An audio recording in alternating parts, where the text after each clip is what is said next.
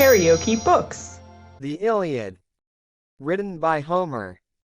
Translated by Samuel Butler. Book 14.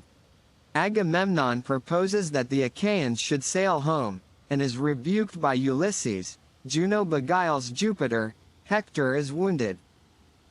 Nestor was sitting over his wine, but the cry of battle did not escape him, and he said to the son of Aesculapius, "What, noble Machaon, is the meaning of all this?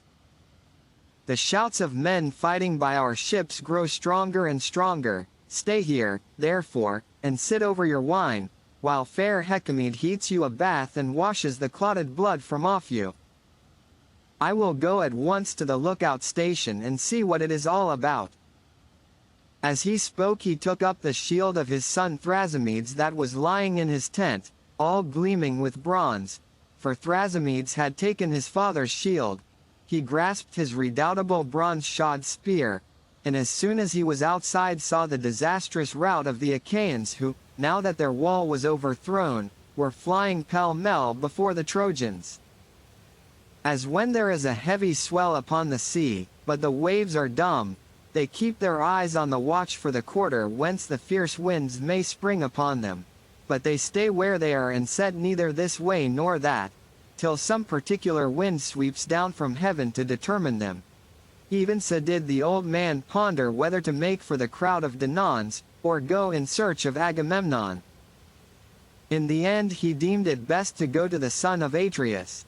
But meanwhile the hosts were fighting and killing one another, and the hard bronze rattled on their bodies, as they thrust at one another with their swords and spears. The wounded kings, the son of Tydeus, Ulysses, and Agamemnon son of Atreus, fell in with Nestor as they were coming up from their ships, for theirs were drawn up some way from where the fighting was going on, being on the shore itself inasmuch as they had been beached first, while the wall had been built behind the hindermost. The stretch of the shore, wide though it was, did not afford room for all the ships, and the host was cramped for space.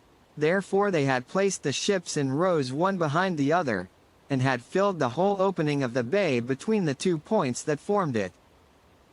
The kings, leaning on their spears, were coming out to survey the fight, being in great anxiety, and when old Nestor met them they were filled with dismay. Then King Agamemnon said to him, "Nestor son of Neleus, honor to the Achaean name, why have you left the battle to come hither? I fear that what dread Hector said will come true, when he vaunted among the Trojans saying that he would not return to Ilius till he had fired our ships and killed us. This is what he said, and now it is all coming true. Alas! Others of the Achaeans, like Achilles, are in such anger with me that they refuse to fight by the sterns of our ships." Then Nestor knight of Gerene answered, "It is indeed as you say. It is all coming true at this moment, and even Jove who thunders from on high cannot prevent it. Fallen is the wall on which we relied as an impregnable bulwark both for us and our fleet. The Trojans are fighting stubbornly and without ceasing at the ships. Look where you may, you cannot see from what quarter the rout of the Achaeans is coming. They are being killed in a confused mass and the battle cry ascends to heaven. Let us think, if counsel can be of any use, what we had better do.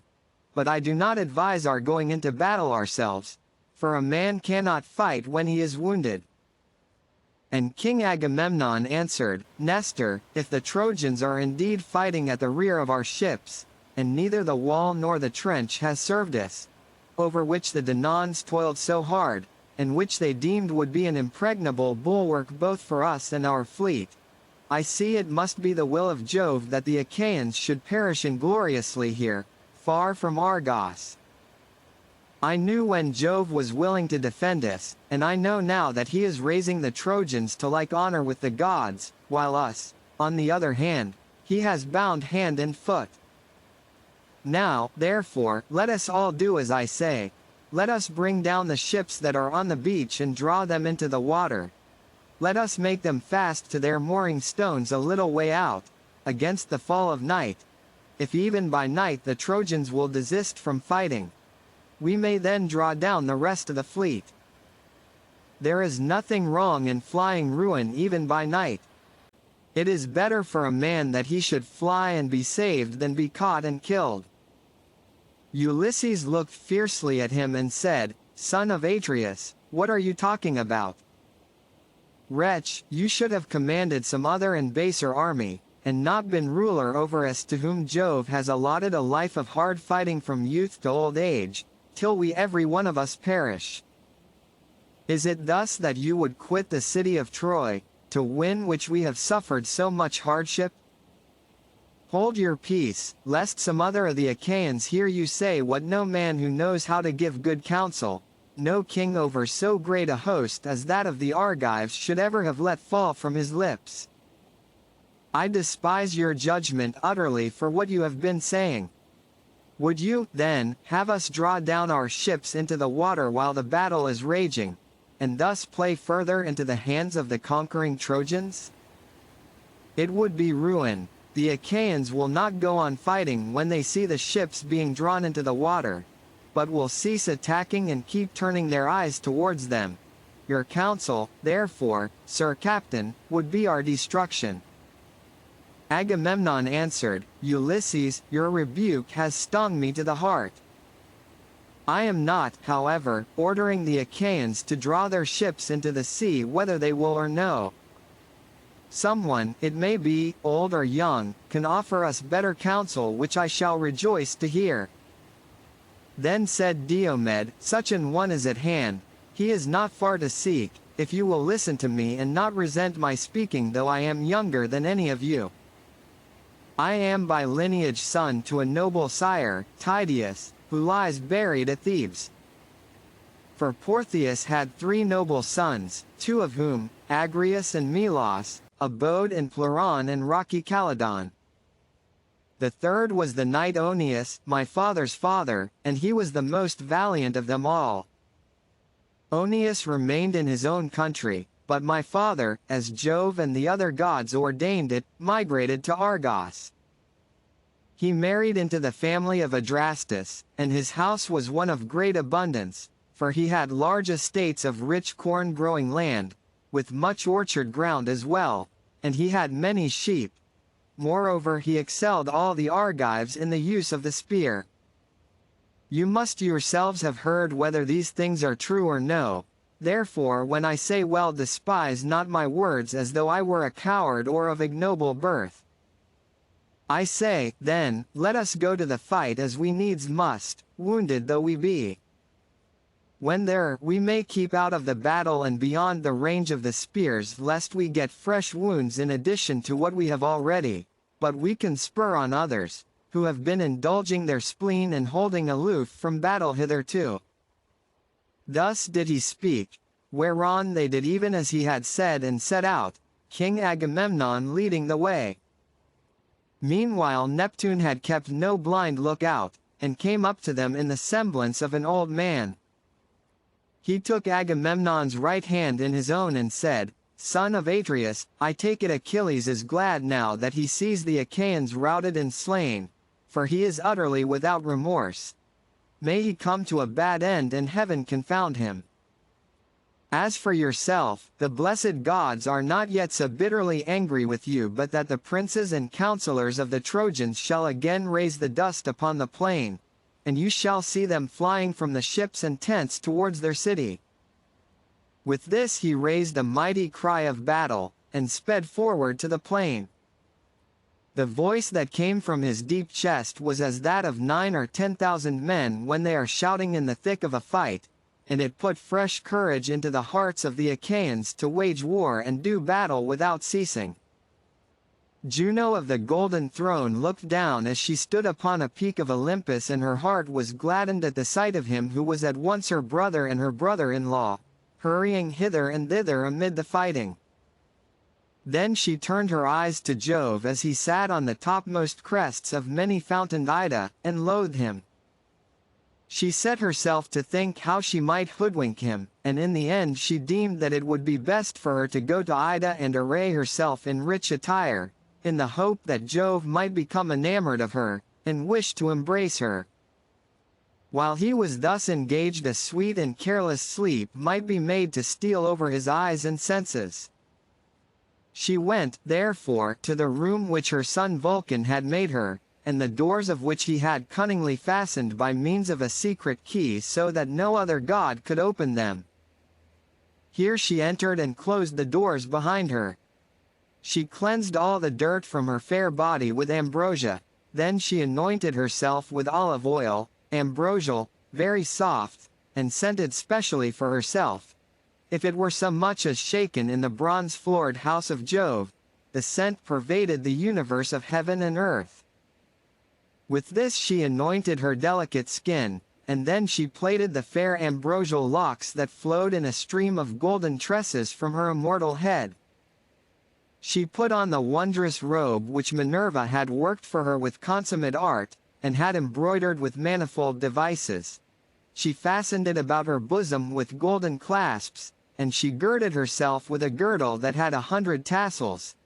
Then she fastened her earrings, 3 brilliant pendants that glistened most beautifully, through the pierced lobes of her ears, and threw a lovely new veil over her head. She bound her sandals onto her feet, and when she had arrayed herself perfectly to her satisfaction, she left her room and called Venus to come aside and speak to her. "My dear child," said she, "will you do what I am going to ask of you, or will you refuse me because you are angry at my being on the Danaan side, while you are on the Trojan?" Jove's daughter Venus answered, "Juno, august queen of goddesses, daughter of mighty Saturn, say what you want, and I will do it for you at once, if I can, and if it can be done at all."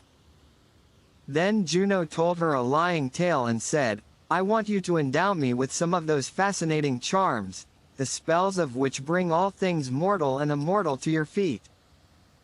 I am going to the world's end to visit Oceanus, from whom all we gods proceed, and Mother Tethys. They received me in their house, took care of me, and brought me up, having taken me over from Rhea when Jove imprisoned great Saturn in the depths that are under earth and sea. I must go and see them that I may make peace between them. They have been quarreling, and are so angry that they have not slept with one another this long while.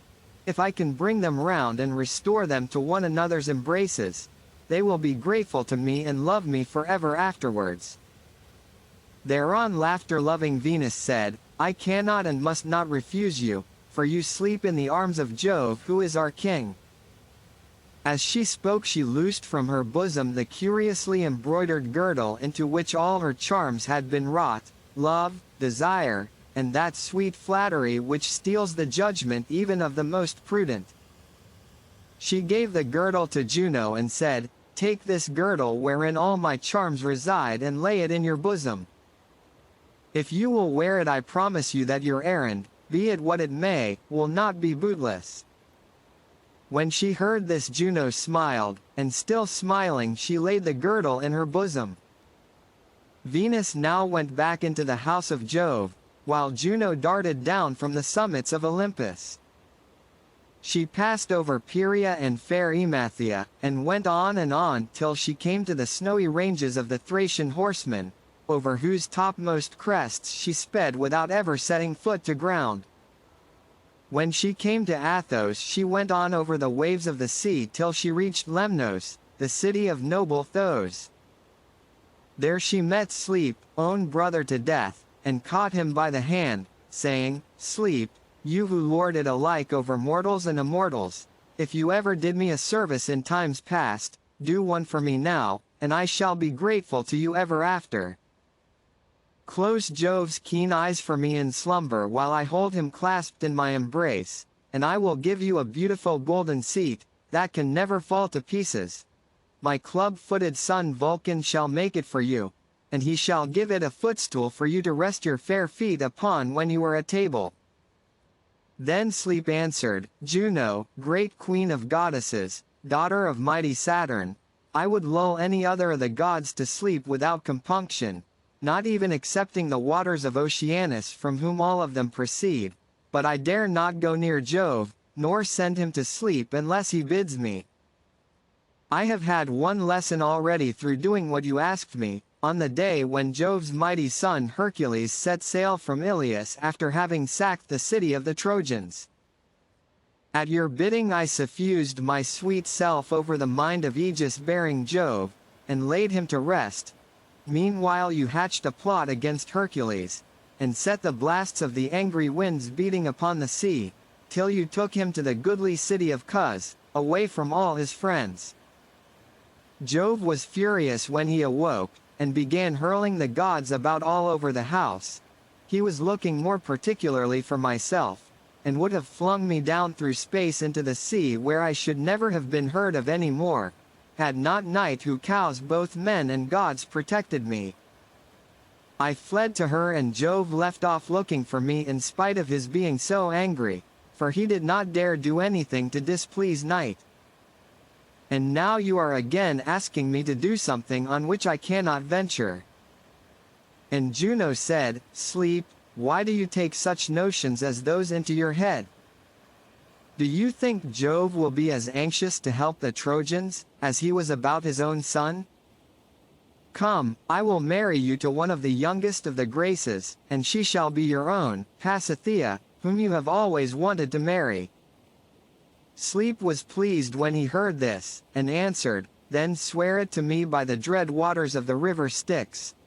Lay one hand on the bounteous earth, and the other on the sheen of the sea, so that all the gods who dwell down below with Saturn may be our witnesses, and see that you really do give me one of the youngest of the Graces, Pasithea, whom I have always wanted to marry. Juno did as he had said. She swore, and invoked all the gods of the nether world, who are called Titans, to witness. When she had completed her oath, the two enshrouded themselves in a thick mist and sped lightly forward, leaving Lemnos and Embrus behind them. Presently they reached many-fountained Ida, mother of wild beasts, and Lectum, where they left the sea to go on by land, and the tops of the trees of the forest soughed under the going of their feet. Here Sleep halted, and ere Jove caught sight of him he climbed a lofty pine tree, the tallest that reared its head towards heaven on all Ida. He hid himself behind the branches and sat there in the semblance of the sweet-singing bird that haunts the mountains and is called Chalcis by the gods, but men call it Simondus. Juno then went to Gargarus, the topmost peak of Ida, and Jove, driver of the clouds, set eyes upon her. As soon as he did so he became inflamed with the same passionate desire for her that he had felt when they had first enjoyed each other's embraces, and slept with one another without their dear parents knowing anything about it. He went up to her and said, What do you want that you have come hither from Olympus, and that too with neither chariot nor horses to convey you? Then Juno told him a lying tale and said, I am going to the world's end, to visit Oceanus, from whom all we gods proceed, and Mother Tethys. They received me into their house, took care of me, and brought me up. I must go and see them that I may make peace between them. They have been quarreling, and are so angry that they have not slept with one another this long time. The horses that will take me over land and sea are stationed on the lowermost spurs of many-fountained Ida, and I have come here from Olympus on purpose to consult you. I was afraid you might be angry with me later on, if I went to the house of Oceanus without letting you know. And Jove said, Juno, you can choose some other time for paying your visit to Oceanus. For the present let us devote ourselves to love and to the enjoyment of one another. Never yet have I been so overpowered by passion neither for goddess nor mortal woman as I am at this moment for yourself. Not even when I was in love with the wife of Ixion who bore me Pirithous, peer of gods in council, nor yet with Danae the daintily ankled daughter of Acrisius, who bore me the famed hero Perseus. Then there was the daughter of Phoenix, who bore me Minos and Rhadamanthus. There was Semele, and Alcmena in Thebes by whom I begot my lion-hearted son Hercules, while Semele became mother to Bacchus the comforter of mankind. There was Queen Ceres again, and lovely Leto, and yourself. But with none of these was I ever so much enamored as I now am with you. Juno again answered him with a lying tale. "Most dread son of Saturn," she exclaimed, "what are you talking about? Would you have us enjoy one another here on the top of Mount Ida, where everything can be seen? What if one of the ever-living gods should see us sleeping together, and tell the others? It would be such a scandal that when I had risen from your embraces I could never show myself inside your house again. But if you are so minded, there is a room which your son Vulcan has made me, and he has given it good strong doors. If you would so have it, let us go thither and lie down." And Jove answered, "Juno, you need not be afraid that either god or man will see you, for I will enshroud both of us in such a dense golden cloud, that the very sun for all his bright piercing beams shall not see through it." With this the son of Saturn caught his wife in his embrace, whereon the earth sprouted them a cushion of young grass, with dew-bespangled lotus, crocus, and hyacinth, so soft and thick that it raised them well above the ground. Here they laid themselves down, and overhead they were covered by a fair cloud of gold, from which there fell glittering dewdrops.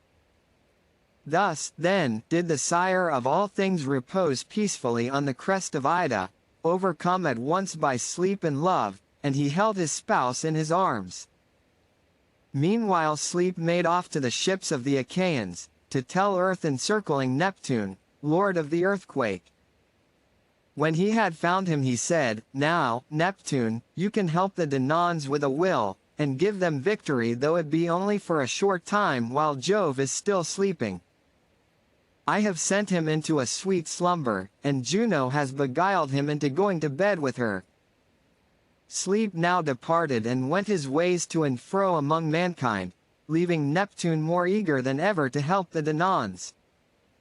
He darted forward among the first ranks and shouted saying, "Argives, shall we let Hector son of Priam have the triumph of taking our ships and covering himself with glory? This is what he says that he shall now do, seeing that Achilles is still in dudgeon at his ship. We shall get on very well without him if we keep each other in heart and stand by one another. Now, therefore, let us all do as I say.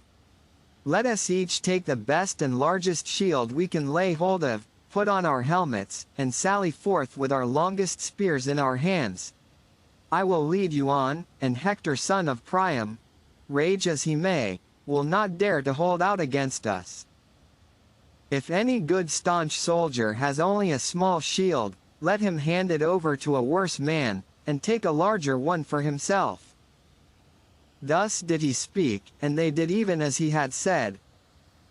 The son of Tydeus, Ulysses, and Agamemnon, wounded though they were, set the others in array, and went about everywhere effecting the exchanges of armor. The most valiant took the best armor, and gave the worse to the worse man. When they had donned their bronze armor they marched on with Neptune at their head. In his strong hand he grasped his terrible sword, keen of edge and flashing like lightning. Woe to him who comes across it in the day of battle. All men quake for fear and keep away from it. Hector on the other side set the Trojans in array.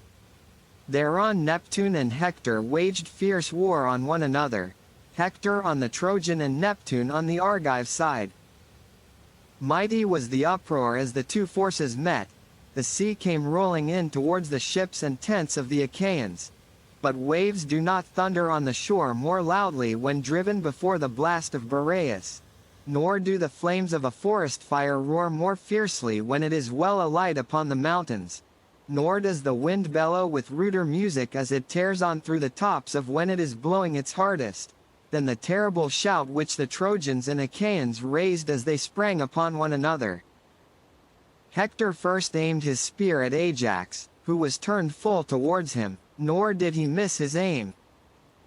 The spear struck him where two bands passed over his chest, the band of his shield and that of his silver-studded sword, and these protected his body. Hector was angry that his spear should have been hurled in vain, and withdrew under cover of his men.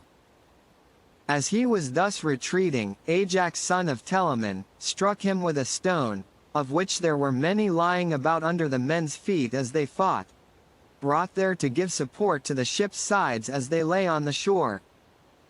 Ajax caught up one of them and struck Hector above the rim of his shield close to his neck. The blow made him spin round like a top and reel in all directions.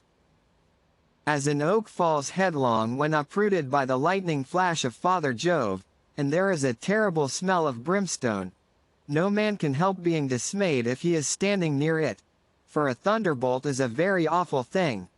Even so did Hector fall to earth and bite the dust.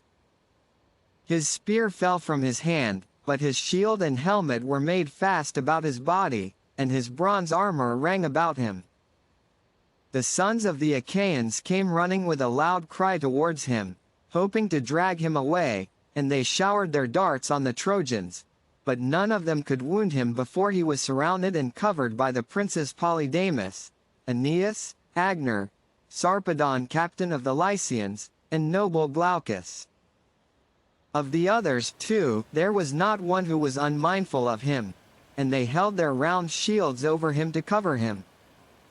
His comrades then lifted him off the ground and bore him away from the battle to the place where his horses stood waiting for him at the rear of the fight with their driver and the chariot. These then took him towards the city groaning and in great pain. When they reached the ford of the fair stream of Xanthus, begotten of immortal Jove, they took him from off his chariot and laid him down on the ground. They poured water over him, and as they did so he breathed again and opened his eyes. Then kneeling on his knees he vomited blood, but soon fell back onto the ground, and his eyes were again closed in darkness for he was still stunned by the blow.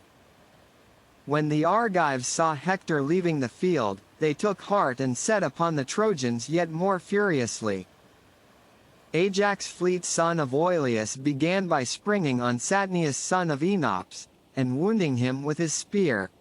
A fair naiad nymph had borne him to Enops as he was herding cattle by the banks of the river Sotnioeus. The son of Oileus came up to him and struck him in the flank so that he fell, and a fierce fight between Trojans and Danaans raged round his body. Polydamas son of Panthus drew near to avenge him, and wounded Prothoner son of Areilycus on the right shoulder. The terrible spear went right through his shoulder, and he clutched the earth as he fell in the dust. Polydamas vaunted loudly over him saying, "Again I take it that the spear has not sped in vain from the strong hand of the son of Panthus. An Argive has caught it in his body, and it will serve him for a staff as he goes down into the house of Hades." The Argives were maddened by this boasting. Ajax son of Telamon was more angry than any, for the man had fallen close beside him, so he aimed at Polydamas as he was retreating, but Polydamas saved himself by swerving aside and the spear struck Archilochus son of Antenor, for heaven counseled his destruction. It struck him where the head springs from the neck at the top joint of the spine, and severed both the tendons at the back of the head. His head, mouth, and nostrils reached the ground long before his legs and knees could do so, and Ajax shouted to Polydamas saying, "Think, Polydamas, and tell me truly whether this man is not as well worth killing as Prothoner was. He seems rich, and of rich family, a brother, it may be, or son of the knight Antenor, for he is very like him." But he knew well who it was, and the Trojans were greatly angered. Acamas then bestrode his brother's body and wounded Promachus the Boeotian with his spear, for he was trying to drag his brother's body away. Acamas vaunted loudly over him saying, "Argive archers, braggarts that you are, toil and suffering shall not be for us only, but some of you too shall fall here as well as ourselves. See how Promachus now sleeps, vanquished by my spear. Payment for my brother's blood has not been long delayed. A man, therefore, may well be thankful if he leaves a kinsman in his house behind him to avenge his fall." His taunts infuriated the Argives, and Peneleos was more enraged than any of them. He sprang towards Acamas, but Acamas did not stand his ground, and he killed Ilioneus son of the rich flock master Phorbas, whom Mercury had favored and endowed with greater wealth than any other of the Trojans. Ilioneus was his only son, and Peneleos now wounded him in the eye under his eyebrows, tearing the eyeball from its socket. The spear went right through the eye into the nape of the neck, and he fell, stretching out both hands before him. Peneleos then drew his sword and smote him on the neck, so that both head and helmet came tumbling down to the ground with the spear still sticking in the eye. He then held up the head, as though it had been a poppy head, and showed it to the Trojans, vaunting over them as he did so. "Trojans," he cried, "bid the father and mother of noble Ilioneus make moan for him in their house, for the wife also of Promachus son of Eleganor will never be gladdened by the coming of her dear husband, when we Argives return with our ships from Troy." As he spoke, fear fell upon them, and every man looked round about to see whither he might fly for safety. "Tell me now, O Muses that dwell on Olympus, who was the first of the Argives to bear away blood-stained spoils after Neptune lord of the earthquake had turned the fortune of war?" Ajax son of Telamon was first to wound Hyrtius son of Jersius, captain of the staunch Mysians. Antilochus killed Phausus and Mermerus, while Meriones slew Mores and Hippotion. Teucer also killed Prothune and Periphetes. The son of Atreus then wounded Hyperenor shepherd of his people, in the flank, and the bronze point made his entrails gush out as it tore in among them. On this his life came hurrying out of him at the place where he had been wounded, and his eyes were closed in darkness. Ajax son of Oileus killed more than any other, for there was no man so fleet as he to pursue flying foes when Jove had spread panic among them. If you liked what you heard, please subscribe to the channel.